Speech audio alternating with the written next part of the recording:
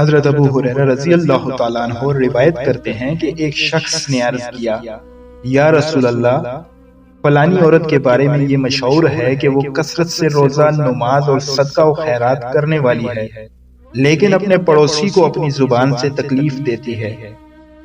یعنی برا بھلا کہتی ہے۔ تو رسول اللہ صلی اللہ علیہ وسلم نے فرمایا وہ دوزخ میں جائے۔ پھر اس شخص نے عرض کیا، یا رسول اللہ، فلانی عورت کے بارے میں یہ مشہور ہے کہ وہ نفلی روزہ، صدقہ و خیرات اور نماز تو کم کرتی ہے، بلکہ اس کا صدقہ و خیرات پنیر کے چند ٹکڑوں سے آگے نہیں بڑھتا، لیکن اپنے پڑوسی کو اپنی زبان سے کوئی تکلیف نہیں دیتی۔ تو رسول اللہ صلی اللہ علیہ وسلم نے فرمایا وہ جنت میں جائے۔ حضرت عبداللہ بن مسعود رضی اللہ تعالیٰ عنہ فرماتے ہیں